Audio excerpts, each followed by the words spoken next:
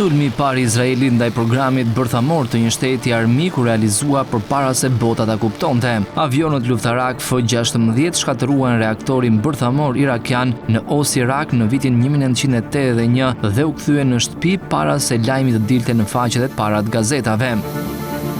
Lufta e nisur ndaj Iranit më 13 qershor, por shtrihet në ditë dhe ndoshta javë të tëra me qëllime më të mëdha, zhdukjen e arsenalit të raketave balistike të Teheranit, shkatërimin e objekteve të pasurimit bërthamor dhe dobësimin e regjimit deri në pikën e thyerjes. Palët janë të vetëdijshme se një ndryrje e Shteteve të Bashkuara mund të jetë vendimtare, duke sjellë municione që shkatrojnë bunkerët të padisponueshme për forcat mbrojtëse të Izraelit, të cilat janë mjaftueshëm të fuqishme për deportuar në Fordo një strukturë bërthamore që gjendet nën mal, por për momentin Izraeli dhe Irani duket se janë përfshirë në një konflikt mjaft të veçantë për rajonin, të luftuar në një distancë prej 1000 kilometra ose më shumë, jo me forca toksore, por nëpërmjet ajrit, një betejë që zhvillohet mes dronëve, raketave dhe interceptorëve.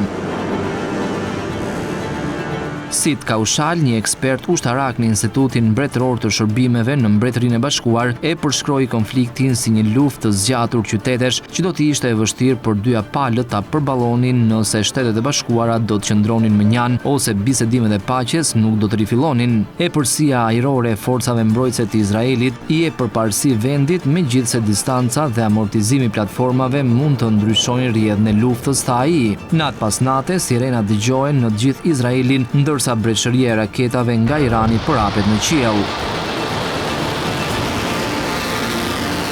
Ndërkohë avionët luftarak izraelit dominojnë qiellin e Iranit, duke vrarë udhëheqës ushtarak në zona banimi dhe duke shkatruar infrastrukturën kritike. Në pamje të parë duket se Izraeli mund t'i shkaktojë më shumë humbje Iranit, por Republika Islamike tregoi një aftësi për të përballuar dëme të mëdha gjatë një lufte 8-vjeçare me Irakun në vitet 1980. Irani është I përgatitur për çdo të papritur, tha për mediat lokale Ahmad Vahidi, një këshilltar I komandantit të Gardës Revolucionare të Iranit. Ne nuk jemi të shqetësuar për një luftë të zgjatur, shtoi ai. Ndërkohë edhe Izraeli mund të vihet në provë të vuajtjeve në një luftë që Benjamin Netanyahu tha se do të zgjasë për aq kohë sa do të jetë nevojshme. Ekspertë ushtarak vetëm mund ta mendsojnë se sa raketa I kanë mbetur Iranit dhe nivelin e sofistikimit.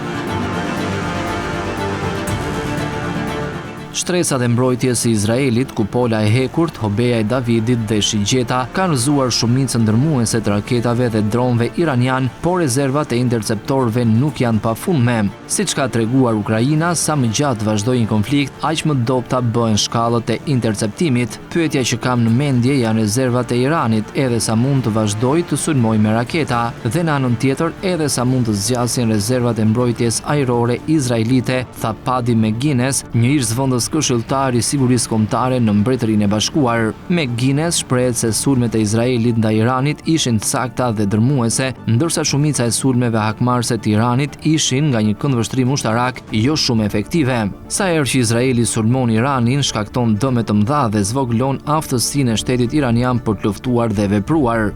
Përgjigjja e Iranit, shton McGuinness, përbëhet nga raketa shumë më pak të sakta të lëshuara në ripin bregdetar të Izraelit përreth Tel Avivit, edhe nëse disa prej tyre synojnë Ministrinë e Mbrojtjes ose selinë e inteligjencës apo objektet e energjisë, por nuk kanë pasur të njëjtin efekt. Megjithatë, Netanyahu I quan sulmet me raketa të Iranit si një kërcënim ekzistencial për Izraelin dhe një bombardim I zgjatur me raketa dhe numri të vdekurve do të ishin faktor që potencialisht mund të kufizonin kohëzgjatjen e ofensivës së Izraelit. Sipas IDF-s, Irani e filloi konfliktin me më shumë se 2000 raketa të afta për të goditur Izraelin. Gjatë 4 ditëve të para, qeveria izraelite tha se Irani qëlloi më shumë se 350 raketa.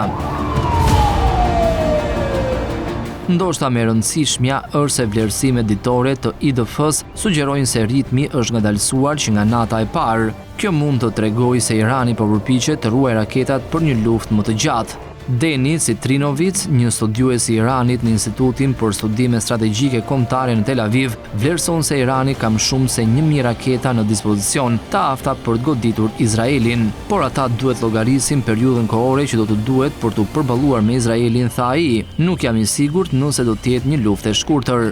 Zyrtarët iranian të sigurisë kanë sugjeruar se raketat më vdekjeprurse të Teheranit janë ende të papërdorura, ndoshta duke pritur që raketat interceptuese të Izraelit të mbarojnë. Raportet për të kurjen e rezervave të raketave të Iranit janë qesharake, tha këshilltari ushtarak iranian Vahidi. Ne ende nuk e kemi shfrytzuar plotësisht aftësinë tonë strategjike të raketave. Ne do të zhvillojmë luftën tonë moderne duke përfshirë raketat e gjeneratës së re kur ta gjykojmë të përshtatshme, shtoi ai. Nuk ka asnjë informacion se sa nga këto raketat përparuara janë ndërtuar dhe sa janë shkatruar nga Izraeli. Ato përfshin raketa me lëndë djegëse të ngurtë me kokat manovrueshme si Fatah 1 dhe Haxhi Kasem, si dhe Koromshar, një raketë me lëndë djegëse të lëngshme që mund të mbajë një kokë luftarake 2 tonshe. Forca izraelite e mbrojtjes pretendon se kishte shkatruar 1/3 e lëshuesve të raketave të Iranit. Nëse IDF mund të depërtojë dhe të shkatërrojë lëshuesit e raketave thellë në territorin e Iranit përpara se të mund të qellojnë dhe ta bëjë këtë vazhdimisht, ata do të dëmtojnë aftësinë hakmarrëse të Iranit, tha Deker Evelet i Qendrës për Analiza Detare me seli në Arlington. Megjithatë, për ta bërë këtë, thot Evelet, Izraeli do duhej të ruante vazhdimisht dominimin ajror mbi Iranin, një mision i vështirë në terma afatgjatë. Një person i njohur me planifikimin izraelit tha se operacioni do të varej pjesërisht nga fakti nëse Izraeli do t'i përmbajë objektivave për të sulmuar kapacitetet ushtarake në Iran apo do të shkojë më tej duke goditur zona të tjera, të tilla si simbolet qeveritare.